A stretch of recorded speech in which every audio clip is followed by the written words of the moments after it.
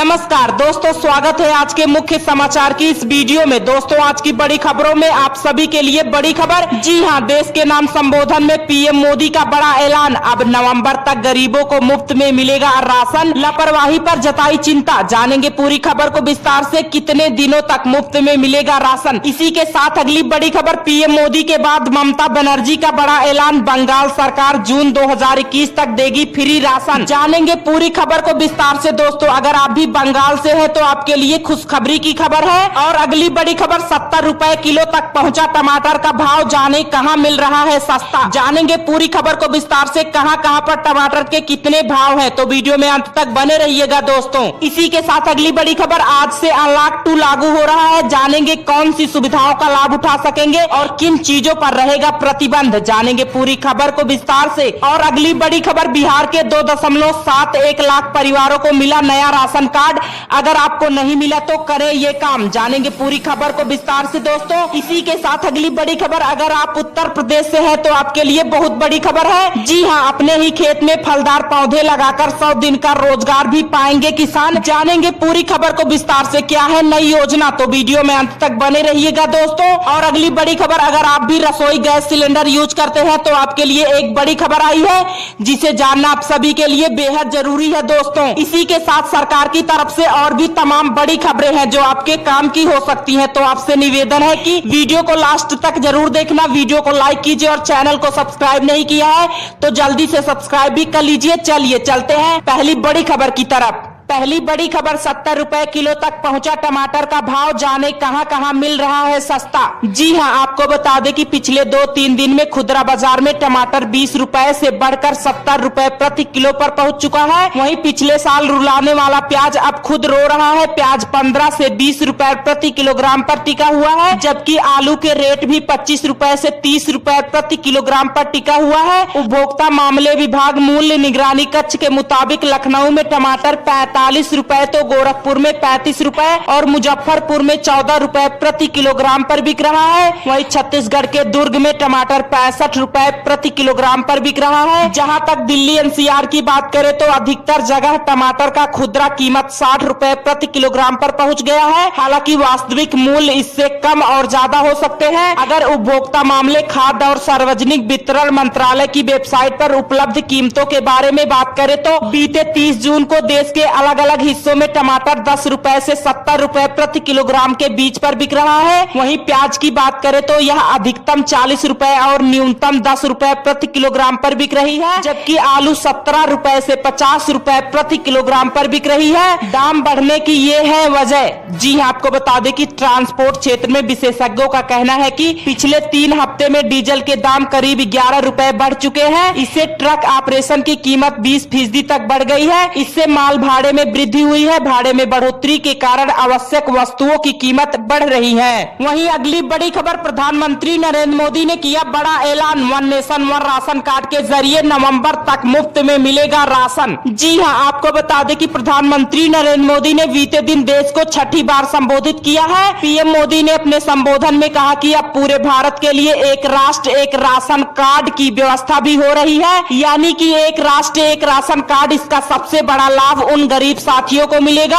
जो रोजगार या दूसरी आवश्यकताओं के लिए अपना गांव छोड़कर कहीं और जाते हैं। पीएम मोदी ने कहा कि प्रधानमंत्री गरीब कल्याण अन्न योजना के तहत अब 80 करोड़ राशन कार्ड धारकों को नवंबर तक अनाज मिलेगा। गरीबों को नवंबर तक मिलेगा मुफ्त राशन। जी हां, आपको बता दें कि पीएम मोदी ने देश को संबोधित करते हुए कहा कि प्रधानमंत्री गरीब कल्याण अन्न योजना का विस्तार अब दिवाली, छठ पूजा तक यानी नवंबर महीने तक आखिरी तक कर दिया जाएगा। गरीब कल्याण अन्न योजना के इस विस्तार में 90,000 करोड़ रुपए खर्च होंगे। अगर इसमें पिछले 3 महीने का खर्च जोड़ दे तो यह करीब 1.5 लाख करोड़ रुपए होगा। प्रत्येक परिवार को हर महीने 5 किलो गेहूं या चावल और 1 किलो चना दिया जाएगा। पीएम मोदी ने कहा कि कोरोना से लड़ते हुए भारत में 80 करोड़ से ज्यादा लोगों को 3 महीने का राशन यानी परिवार के हर सदस्य को 5 किलो गेहूं या चावल मुफ्त दिया गया। अपने संबोधन में पीएम मोदी ने कहा कि आपने ईमानदारी से टैक्स भरा करा है, अपना दायित्व निभाया है। इसके लिए आज देश का हर गरीब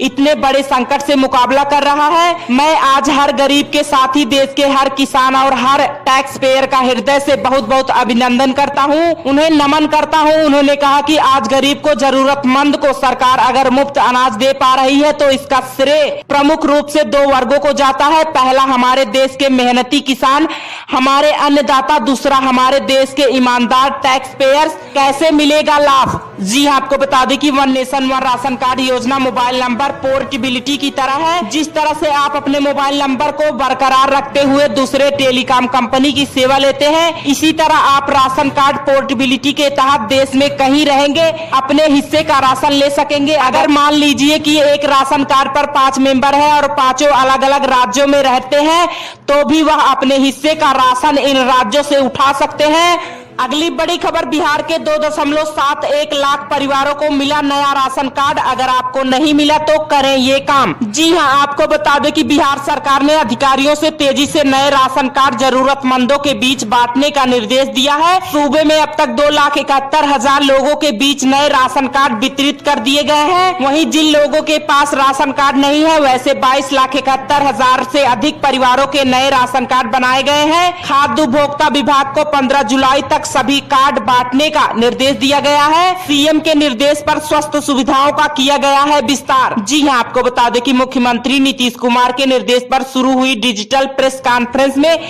सूचना सचिव अनुपम कुमार ने यह जानकारी दी है। डिजिटल प्रेस कॉन्फ्रेंस में स्वास्थ्य सचिव लोकेश कुमार सिंह और एडीजी मुख्यालय जितेंद्र कुमार ने भी जानकारी दी है। बताया गया है कि कोरोना की इस अवधि में मुख्यमंत्री के निर्देश पर स्वास्थ्य सुविधाओं का विस्तार किया गया है। लोगों में जागरूकता फैलाने के लिए निर्देश दिए गए हैं। ग्रामीण इलाकों में सभी लोगों को साबुन और मास्क दिए गए हैं, जबकि शहरी इलाकों में जरूरतमंदों के बीच इसे बांटा गया है। सरकार की कोशिश, प्रवासियों को बिहार में ही मिले रोजगार के अवसर। जी हां, बताया गया है कि लॉकडाउन की अवधि में दूसरे राज्यों से आए बिहार के लोगों को यहीं रोजगार के अवसर मिले। सरकार ऐसी व्यवस्था करने जा रही है।